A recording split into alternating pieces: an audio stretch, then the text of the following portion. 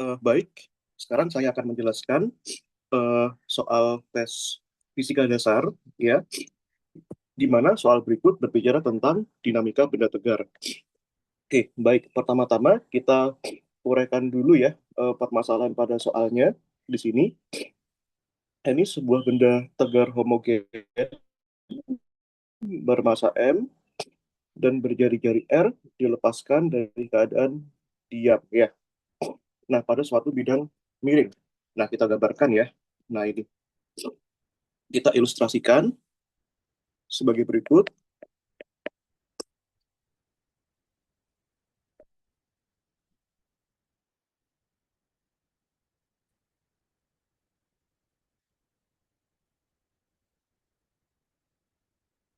Oke, ini bidang miringnya, ya. Nah, kita misalkan saja benda tegarnya, anggap saja gambarnya sebagai berikut ya. Nah, yang mana kita nanti ini akan menebak benda tegar ini bentuknya seperti apa. Begitu. Nah, masanya sebesar M dan jari-jarinya sebesar R, ya. Nah, ini.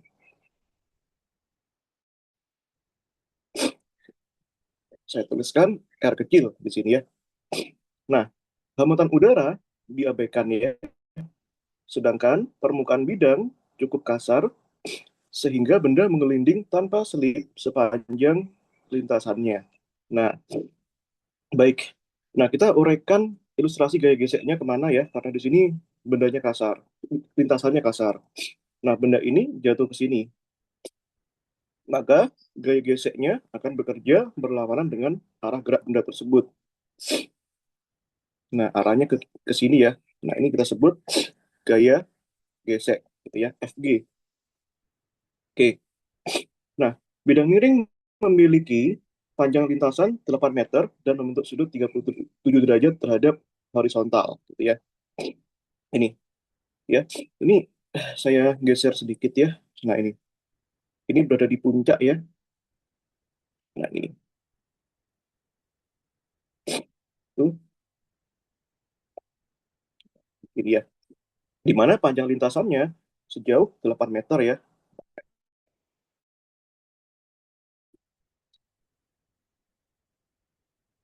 Nah, kita sebut di sini sebagai S ya, sama dengan 8 meter. Oke, benda mencapai dasar bidang miring dalam waktu 2 detik sejak dilepaskan ya. Dan di sini keadaannya diam, berarti kecepatan awalnya itu nol ya. Nah, kecepatan saat di sini itu adalah nol, itu. Dan dia mencapai sini dalam waktu 2 detik ya. Nah, itu. Dalam waktu T sama dengan 2 detik atau 2 sekon. Gitu ya. Nah, sejak dilepaskan. Diketahui bahwa benda tersebut merupakan salah satu dari benda tegar homogen berikut, ya, entah dia cincin tipis atau silinder kecil, bola kecil, atau bola berongga tipis. Di mana di sini G-nya 10, sin 37-nya 0,6, gitu ya. Nah, di situ.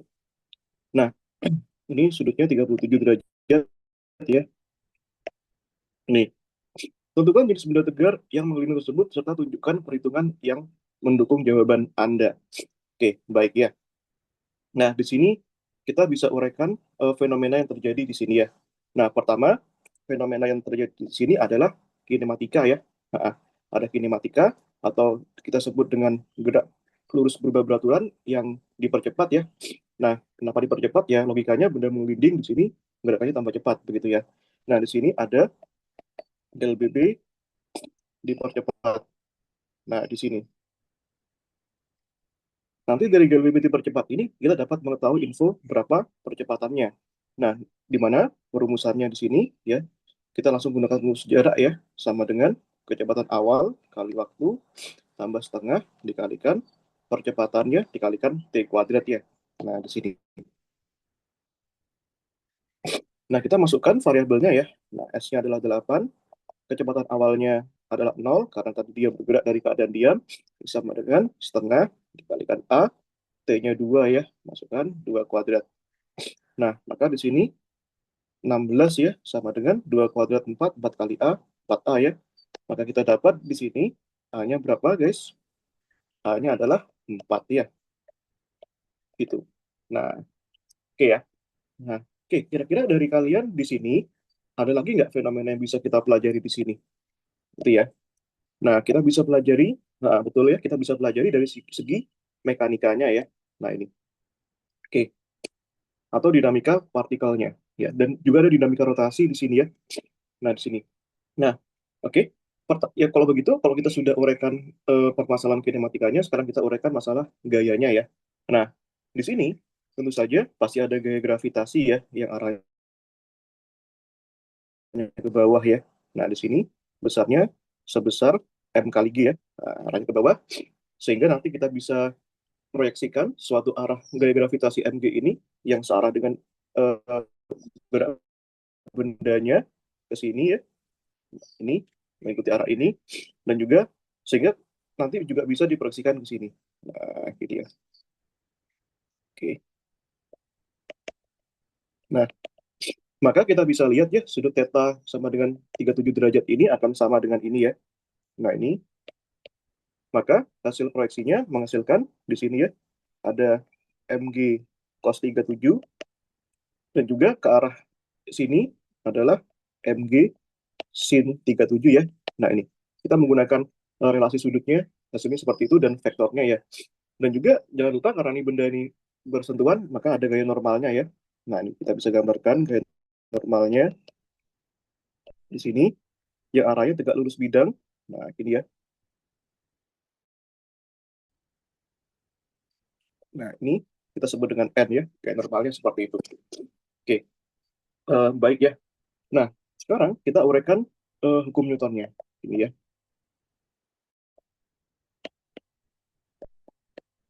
Nih. Nah, kita buat perumusannya ya, hukum Newton 2 ya, karena ini kita tinjau benda yang bergerak ya, dengan percepatan A, sehingga di sini sigma F gaya yang bekerja itu sama dengan M kali A ya. Dan apa saja gaya yang bekerja? Nah, di sini ada yang gaya yang searah dengan arah geraknya, yaitu Mg sin 37, itu ya. Kita sebut Mg sin 37 ya. Nah, di sini juga ada arah yang berlawanan dengan arah geraknya, yaitu Fg, yang kita sebut dengan gaya gesek ya. Nah, itu sama dengan M kali A ya. Nah, begitu. Oke, pertanyaannya di sini, sekarang gaya geseknya berapa? Nah, kita simpan dulu lah ya, ini sebagai persamaan satu gitu ya. Nah, kita juga bisa tinjau menggunakan dinamika rotasinya ya. Nah, ini. Oke, saya geser sedikit ya. Nah, ini. Oke. Nah, kita tinjau menggunakan dinamika rotasinya ya. Nah, ini. Nah, dinamika rotasi. Atau kita terapkan hukum Newton untuk benda yang berotasi ya. Nah, yang kita rumuskan sebagai berikut ya. Nah, maka rotasi itu artinya kita cari suatu gaya yang menyebabkan benda tegar apa yang menyebabkan benda tegar tersebut menggelinding ya. Nah, secara perumusan itu adalah sigma torsi sama dengan momen inersia dikalikan alfanya ya. Nah, seperti itu. Oke. Nah, pertanyaannya, gaya apa yang menyebabkan benda ini berputar? Nah, yaitu gaya kontak ya antara antara lintasan dengan benda yang melinding. Apa itu? Yaitu gaya gesek ya, hanya gaya gesek. Nah, sehingga di sini torsi itu kan rumusnya ya, itu adalah eh, gaya kali lengan ya. Nah, ini gaya kali lengan ya. Nah, nah kalau kita gambarkan di sini ya, nah ini kan lengannya adalah ini ya, jari-jari ya. Nah, kita buat gini R dan ini ada gaya geseknya ya. Nah, ini yang arahnya sudah tegak lurus di sini ya. Nah, ini. Oke, maka di sini gayanya adalah gaya gesek ya, dikalikan jari-jarinya adalah R sama dengan I dikalikan alfa ya. Nah, di sini. Nah, oke. Baik. Nah, sekarang ya kita bisa tuliskan ya eh, alfa itu adalah percepatan sudut ya, yang mana rumusnya adalah percepatan dibagi dengan jari-jarinya ya. Nah, sehingga kita punya di sini gaya geseknya bersama dengan ya eh, I A per R kuadrat ya. Nah, ini kita sebut sebagai persamaan dua ya. Nah, sehingga kita sudah tahu mengetahui bentuk eksplisit dari gaya geseknya. Nah, sekarang kita bisa masukkan ya ke persamaan satu. Oke, oke, persamaan satu tadi bagaimana guys? Ini ya, ini kita tuliskan ya. Nah,